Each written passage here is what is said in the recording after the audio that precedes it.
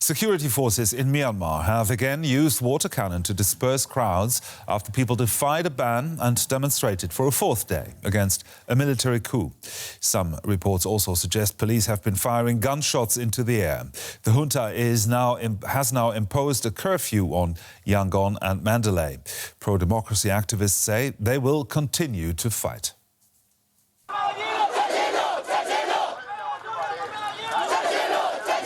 A ban on gatherings hasn't deterred them. Here in the capital Naypyidaw, police fired water cannon at protesters rallying for their freedom. They're demanding a return to democracy and the release of elected leader Aung San Suu Kyi. From Naypyidaw to Mandalay to Yangon. A week of military rule in Myanmar has triggered a groundswell of demonstrations right across the nation. Everywhere the same demand. I want Aung San Suu Kyi and President Win Myint to be released quickly.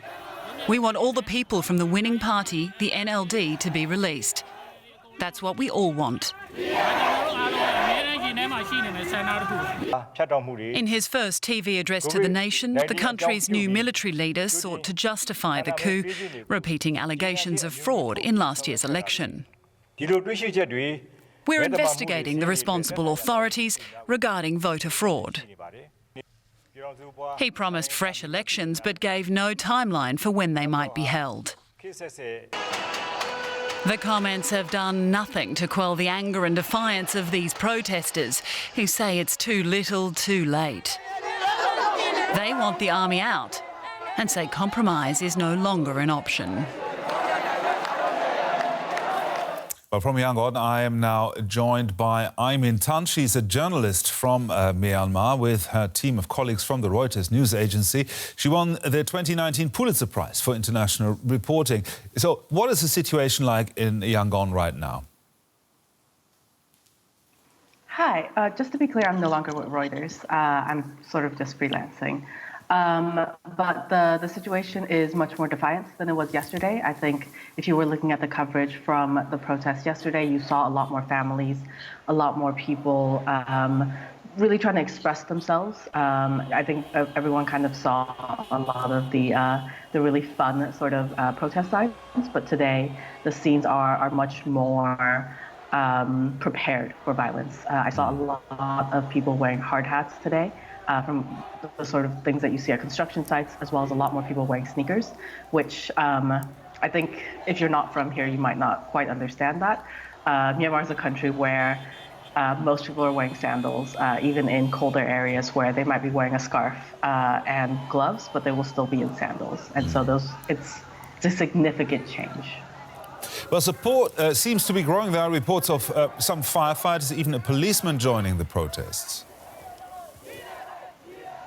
Yes, there were marches of firefighters who've been joining. So the civil disobedience movement is definitely growing. It started out with largely teachers and medical workers, but the Myanmar state and the amount of people who are civil servants in Myanmar constitutes a very large amount of the population.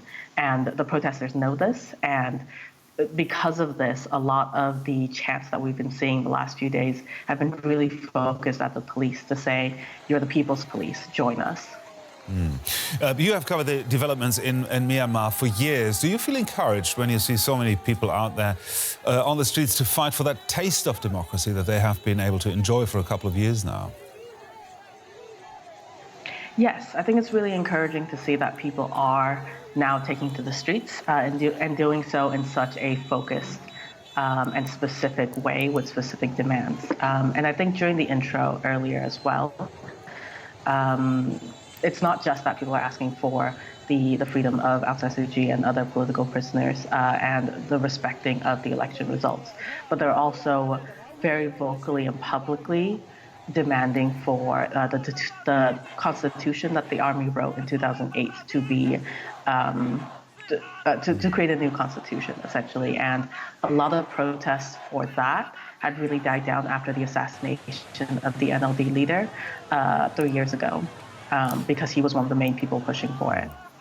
In the report, we saw one of the generals promising elections soon. Can he be trusted?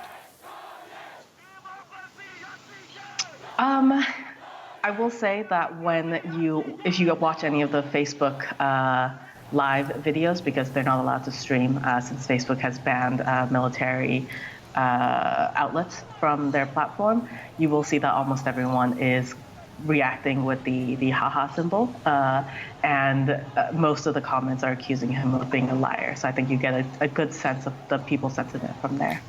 It doesn't sound like this situation can be solved with peaceful negotiations. Well, I'm not sure about that. I do know that the leaders on the ground, in terms of the civil disobedience movement, their goals are largely to cripple or to completely stop the Myanmar state from being able to function. And if people are able to band together and essentially rob the new regime of any legitimacy as well as any cooperation in terms of, enacting their rule, then I think it is something that can be possible without violence. Aung San Suu Kyi, Pulitzer Prize-winning journalist in Yangon, Myanmar. Many thanks for your time. Thank you for having me.